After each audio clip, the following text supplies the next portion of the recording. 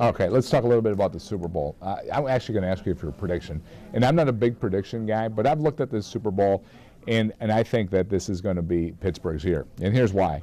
I think that eventually all the injuries that the Packers had this year with the 17 players on IR, including Jermichael Finley, including Ryan Grant, good solid starters, it's going to catch up to them. And against a team like Pittsburgh that is battle-tested and is going to get off to a good start in this Super Bowl where the Packers may be shaky at the start of the game just because it's their first Super Bowl in so long, I am picking Pittsburgh to win the game. And you mentioned battle-tested. I think that even goes more so than not necessarily just the mental aspect of it and having to deal with all the different stuff that you deal with in a Super Bowl, just with going through that entire media week where you're on a podium every day and all of that. But it also comes down to just being able to stay mentally focused and deal with some of the unique circumstances surrounding the Super Bowl. There aren't a whole lot of times where you're waiting around all day through all that hype and starting at a 5:30 kickoff. You're not standing there and waiting to go through the entire pregame show. You're also not waiting to go through an entire extended halftime. Look what happened to Dwight Freeney last year where he's battling an ankle injury, plays very well in the first half against New Orleans, but at halftime, it's that 25 minutes instead of 15, the ankle tightens up on him. He's not nearly the same effective player.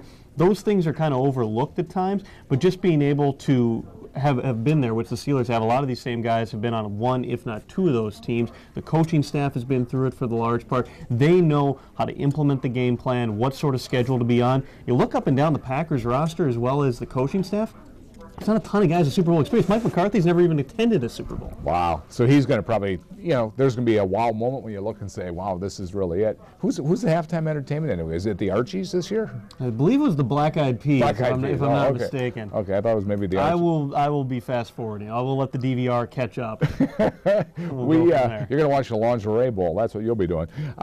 Let's talk a little bit about Twins Fest. The Twins Fest came through.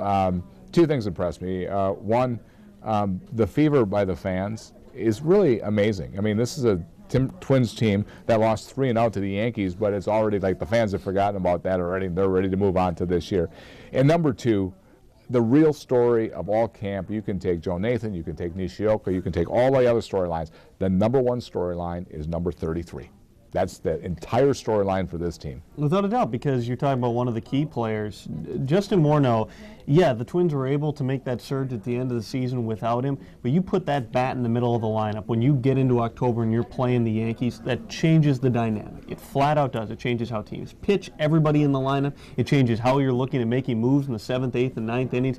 It changes so much. And right now, he's not doing baseball-related activities. We are 2 months minus a day away from the season opener. Spring training opens in, I think pitchers and catchers report in 2 weeks. 2 weeks from today. Yep. And the full squad is reporting in about 2.5, 3 weeks.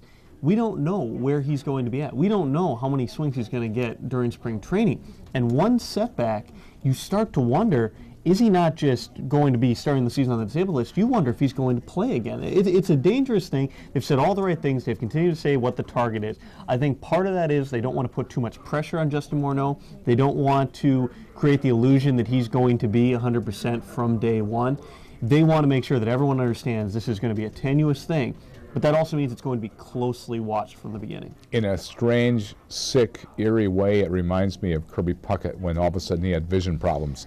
And they kind of held out hope for a while. Didn't go on this long, and then the next thing you knew, we had the teary-eyed news conference where his career was over. So let's hope that the Twins do play conservative, and let's just hope that he gets back out there. And now, correct me if I'm wrong, but Kirby Puckett did at one point in spring training, after he'd gone through the issue, came back and attempted to bat for a while, and when they realized that he wasn't able to do that, that's when they ended up saying that he couldn't end up doing it. I don't think he ever came back and bat. But you know what, we'll have to check or at least took swings in the cage or whatever it was and attempted to be able to see if he could see the ball correctly, determine that he could. There were no cameras there, I will guarantee you that, because they held that under lock and key.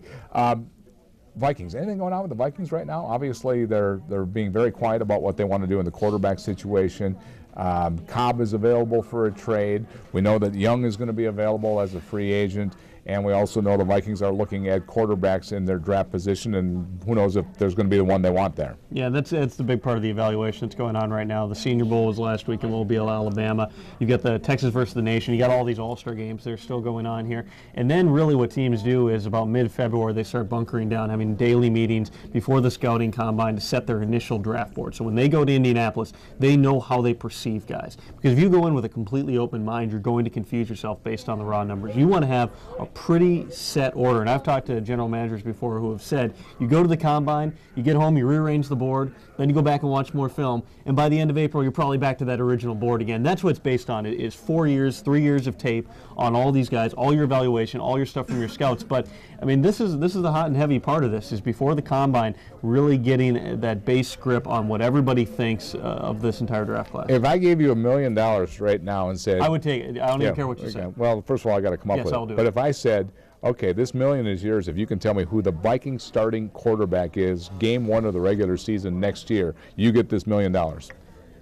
I mean, it's impossible to say. 100%. Yeah, if I take a shot at $1 million. I would not say it's Joe Webb. I don't think that they believe that he's going to be ready to be a starting quarterback, and I don't think that they think that that's the best use of him. I think that they're going to spend the offseason trying to work on him in some different roles, in sort of a receiver role, in a bit part, be able to do some stuff where he's motioning in and out, Little be able to wildcat. take some wildcat snaps, and that sort of thing. I think that that's what they think that Joe Webb can be. Maybe even line him up as a short yardage back. I don't know. He can do so many different things. He's such a good athlete. He has a gigantic vertical. Imagine that guy hurtling over the line in 3rd and 1 situations. We don't know also what's going to happen with veteran quarterbacks. We don't know what the timeline's going to be. Vince Young probably is going to be released eventually, but if we suddenly get into May and June and there's a lockout, do the Titans go, it's going to be awfully tough for us to get somebody up to speed on the offense and ready to know these receivers and have the timing with them? Do they end up holding on to them? I don't think that happens, but it's just difficult to say. If I had to take a complete shot in the dark wild guess, I'll say Vince Young, just because I think he's the guy who's going to be the most eminently available. I think ultimately he gets released. He's available on a 1 or 2 year deal, probably a 2-year deal with a lump sum payment in the 2nd year, so that this is sort of a test run here. You pay him a few $1 million, and then the 2nd year he gets a big bonus payment. You either got to re-sign him or dump him. But again, I wouldn't put that as a high percentage chance at all. Yeah, it's going to be very interesting. You got anything else?